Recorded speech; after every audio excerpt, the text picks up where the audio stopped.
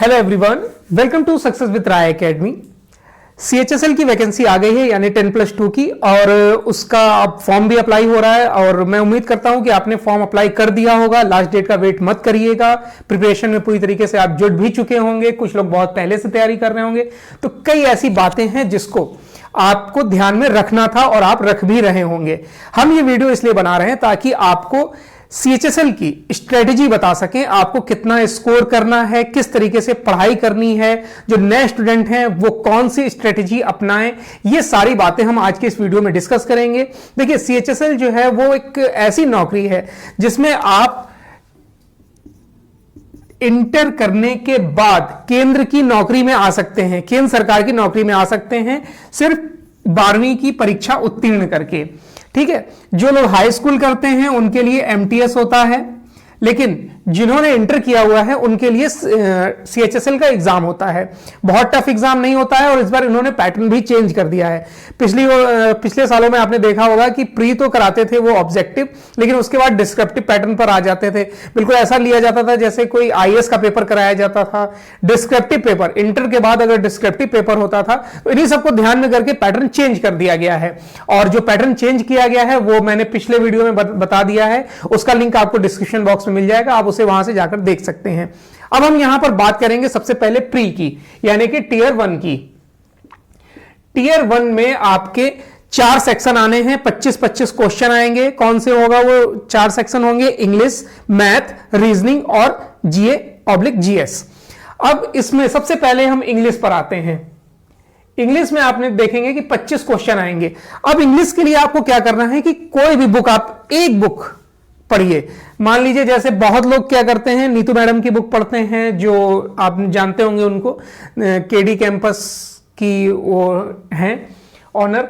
और बहुत लोग पढ़ते हैं एके सिंह पढ़ते हैं, बहुत लोग एसपी बख्शी पढ़ते हैं। आपको बहुत सारी किताबें नहीं पढ़नी है, सिर्फ एक किताब को बहुत बार पढ़ना है। अगर मान लीजिए आप एसपी बख्शी सेलेक्ट करते हैं पढ़ने के लिए, एसपी बख्शी एसएससी के लिए बहुत अच्छी बुक मानी जाती है। मतलब पिछले कई वर्षों से देखा गया है कि उसी से आपके antonyms, synonyms, word substitution, idiom, phrase, fill in the blank, सब कुछ आपको उसी से मिल जाता है। तो मैं प्रेफर करूंगा कि आप एसपी बख्शी को पढ़िए, एसपी बख्शी को पढ़िए। उसमें इतने पोर्शन हैं, अगर आप आज से भी पढ़ना शुरू करेंगे, जैसे उसमें मान लीजिए सिनोनिम्स हैं, फिर एंटोनिम्स आता है, वन वर्ड सब्स्टिट्यूशन आता है, और उसके बाद इडियम, फ्रेज आते हैं। ये सब आपको कवर करना है फरवरी तक। 15 फरवरी से पहले ही आपको ये सब कवर कर लेना है। रोज अगर आप 10 सिनोनिम्स, 10 एंटोनिम्स, फिर उसके बाद 10 वन वर्ड सब्स्टिट्यूशन और 10 इंडियन फ्रेज पढ़ते हैं तो फरवरी तक आपका बहुत अच्छा कलेक्शन तैयार हो जाएगा। इस पे थोड़ा सा आपको मेहनत करनी पड़ेगी क्योंकि और कोई ऑप्शन नहीं है आपके पास। अगर आपको सिलेक्शन पाना है, याद रखिए, स्वर्ग चाहिए तो मरना पड़ेगा। उसके बाद अब आज आ जाइए, इसमें क्लोज टेस्ट आता है। क्लोज टेस्ट के बारे में आप जानते होंगे। थोड़े अपनी रीडिंग हैबिट को बढ़ाइए, थोड़ा सा ग्रामर में आपकी कमांड होनी चाहिए, नाउन पढ़िए, फिर से पार्ट ऑफ स्पीच एक बार पढ़ डालिए। इन सब पूरी प्रक्रिया को करने में आपको मुश्किल से पूरा दिसंबर ही लगेगा, जो बेसिक चीज को आपको खत्म करने में। उसके बाद जनवरी से आप प्रैक्टिस में आ जाइए। तो सिनोनिम्स और ये सब आप एसपी बख्शी सिर्फ एक बुक पकड़ लीजिए, एक बुक को पढ़िए और कई बार पढ़िए। एक टाइम ऐसा आएगा जब आप 10+2 में तो क्वालिफाई हो ही जाएंगे और आप सीजीएल के लिए भी प्रिपेयर हो जाएंगे, तैयार हो जाएंगे। तो ये हमने पढ़ा, इंग्लिश के बारे में जाना। इंग्लिश में आपको फिर अनसीन पैसेज एक मिलता है जिसे हम कॉम्प्रिहेंसिव पैसेज बोलते हैं। पैसेज रहता है, उससे रिलेटेड कुछ क्वेश्चन रहते हैं, उसी पैसेज को पढ़ के आप क्वेश्चन का आंसर देंगे। तो और फिल इन द ब्लैंक्स रहेगा, वन वर्ड सब्स्टिट्यूशन। ये आपको लगातार पढ़ना पड़ेगा, रिवीजन करना पड़ेगा ताकि ये नया ना हो पाए आपके लिए। अब उसके बाद हम आते हैं इंग्लिश के बाद हम मैथ पर आते हैं। मैथ में नंबर सिस्टम के बाद जो हमारी मैथमेटिक्स होती है नॉर्मल वाली, जिसमें profit and loss, percentage, ratio and proportion, और आपका work and time and distance, ये सारे जो चैप्टर होते हैं। नंबर सिस्टम होता है, उसके बाद ज्योमेट्री होती है, ट्रिग्नोमेट्री होती है, और आपका मेंसुरेशन और उसके बाद ग्राफ के क्वेश्चन भी ऐड किया गया है। तो ये सब भी आपको बहुत जल्दी कवर करना होगा। नंबर सिस्टम के अच्छे खासे क्वेश्चन पूछे जाते हैं, कभी कभी कुछ एक दो सिंप्लीफिकेशन पूछ लिया जाता है, नंबर सिस्टम पूछ लिया जाता है। तो इन सब पर आपकी कमांड होनी चाहिए। आपको ग्राफ वाले पेपर आने चाहिए। ग्राफ कभी कभी परसेंटेज ग्राफ आती है, गैप वाले ग्राफ आते हैं, डबल ग्राफ आते हैं, इन सब पर आपकी पूरी कमांड होनी चाहिए। इसके लिए आप RS अग्रवाल ले सकते हैं, महेश मिश्रा ले सकते हैं, ये सब प्रमाणित पुस्तकें हैं, आप इसको फॉलो करिए। और जितने ज्यादा मैथ में आप प्रैक्टिस करेंगे, जितनी ज्यादा प्रैक्टिस करेंगे, उतना आपका कैलकुलेशन फास्ट होता जाएगा। देखिए, जब भी कैलकुलेशन फास्ट होती है तो आपके हर क्वेश्चन में कम से कम 5 से 10 सेकंड बचा देती है। और यही मान के चलिए, जब आप पूरा पेपर मैथ का करते हैं तो उसमें आपको कम से कम 3 से 4 या 5 मिनट एक्स्ट्रा बच जाता है, जब आपकी कैलकुलेशन बहुत फास्ट होती है। शॉर्ट ट्रिक्स को ज्यादा अपनाइए कैलकुलेशन करने में, तो वो आपके लिए फायदा रहेगा। ग्राफ वाले आप पोर्शन में अगर कमांड बनाते हैं तो एक ग्राफ आपको सीधे सीधे 5 नंबर दे देता है। उसके बाद सिंप्लीफिकेशन, नंबर सिस्टम, इन सब में आपको बेहतरीन अपनी कमांड बनानी होगी। मैथ का ये पोर्शन था। उसके बाद हम आते हैं मैथ के बाद रीजनिंग पे।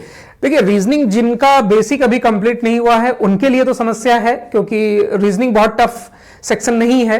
रीजनिंग में आप जितनी ज्यादा प्रैक्टिस करेंगे, जितने ज्यादा सेट पेपर सॉल्व करेंगे, previous year set paper solve करेंगे, उतनी ज्यादा आपकी एक्यूरेसी सामने आएगी। रीजनिंग में तो क्या है कि आप जितना ज्यादा प्रैक्टिस करते हैं, आपकी एक्यूरेसी उतनी संवरती है, संभलती है और बेहतर होती है।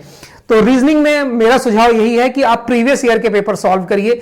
जितने भी एसएससी के एग्जाम हैं, सीपीओएसआई या फिर सीजीएल, मैं तो ये कहूंगा कि सीजीएल के प्रीवियस ईयर के पेपर आप सॉल्व करिए, आपको बहुत हेल्प मिलेगी। रीजनिंग में कुछ नया पढ़ने की जरूरत नहीं है, चैप्टर वाइज भी बहुत मत पढ़िए, और सिर्फ आप प्रीवियस ईयर के पेपर सॉल्व करिए, उससे ही आपको रीजनिंग में सफलता मिल जाएगी।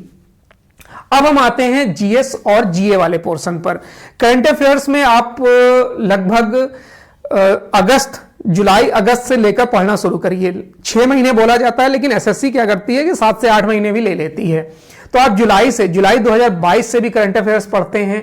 आपको पूरे साल के डेज पता होना चाहिए, जनवरी से लेकर दिसंबर महीने के इंपॉर्टेंट डेज पता होने चाहिए। उसके बाद नई पुस्तकें जो आई हैं मार्केट में, उसके राइटर कौन हैं, मैन बुकर पुरस्कार किसको मिला है, पुलित्जर पुरस्कार किसको मिला है। अगर भारत के प्रधानमंत्री किसी देश की यात्रा पर गए हैं तो उस देश की करेंसी, कैपिटल और प्रेसिडेंट या प्राइम मिनिस्टर आपको पता होना चाहिए। 26 जनवरी को हमारे गणतंत्र दिवस समारोह में मुख्य अतिथि कौन हैं, उनका नाम क्या है, मिस्र के राष्ट्रपति अब्देल फतेह अल सीसी हैं। ये सब आपको करंट के बारे में पता होना चाहिए।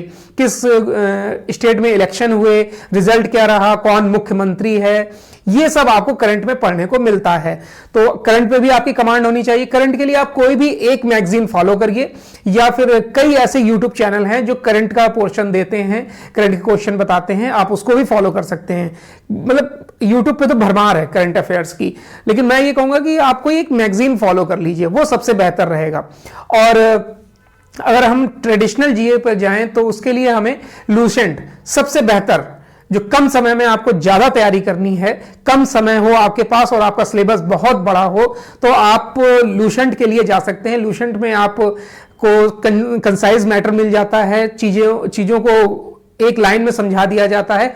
और previous year paper, traditional GS के जीके के लिए आपको प्रीवियस ईयर पेपर सॉल्व करने, क्योंकि एसएससी क्या करती है कि क्वेश्चनों को रिपीट करती है, तो यह भी एक अच्छा माध्यम हो सकता है आपको जल्दी जीएस सॉल्व करने का। तो ये 4 पोर्शन ऐसे थे जिसमें हमको स्कोर करना है। और अगर हम इंग्लिश में बात करें, इंग्लिश जिनकी वीक भी है, बहुत वीक है, तो भी वो 15 से 18 तक स्कोर करेंगे, मैं ऐसा मानकर चलता हूं। और जो बेहतर स्टूडेंट हैं वो 20 तो करेंगे ही करेंगे। उसके बाद मैथ पर आते हैं। मैथ में आपको 20 सॉल्व करने होंगे जो नए स्टूडेंट हैं, और जो तैयारी कर रहे हैं वो तो 22 तक कर सकते हैं, करते ही हैं।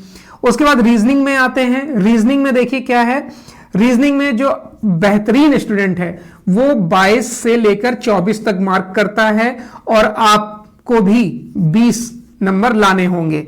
उसके बाद हम आते हैं जीए और जीएस पर। इसमें करंट और सब कुछ मिला के आपको 20 क्वेश्चन सॉल्व करने ही होंगे, इसके अलावा कोई ऑप्शन नहीं है। चाहे वो जितना बेहतरीन स्टूडेंट हो, 20 तो करता ही है। तो इस तरीके से आप लगभग 80 क्वेश्चन तक पहुंच जाएंगे। 80 ना भी पहुंचे तो भी 75 क्वेश्चन तक अगर आप पहुंच जाते हैं तो आप अपने आप को सेफ जोन में मान लीजिएगा। 75 अगर आप करते हैं, क्योंकि एक नंबर का आपको यहां एक क्वेश्चन का आपको 2 नंबर मिलता है, तो अगर 75 करते हैं तो आपका हो गया 150 स्कोर, और जिनका 150 रहेगा वो बिल्कुल सेफ जोन में है और वो मेंस की तैयारी कर सकते हैं। और आपको पता होगा कि इस बार प्री क्वालिफाइंग नेचर का कर दिया गया है। जितनी ज्यादा मेहनत करेंगे रिजल्ट आपको ही मिलेगा। और इस चैनल पर भी जुड़े रहिए ताकि आपको अभी आने वाले दिनों में एसएससी सीएचएसएल की क्लासेस भी हम जल्दी सोच रहे हैं प्रोवाइड कराने की। देखिए उसमें हम कितना सफल हो पाते हैं। और अब मेहनत करिए, जितना ज्यादा सेट पेपर सॉल्व कर सकते हैं सॉल्व करिए। और इसके बाद भी अगर आपका कोई भी डाउट है तो आप कमेंट बॉक्स के माध्यम से पूछ सकते हैं। हमें टेलीग्राम चैनल पर आप फॉलो कर सकते हैं। और वीडियो अच्छा लगे तो लाइक और शेयर कर दीजिएगा। वीडियो देखने के लिए धन्यवाद।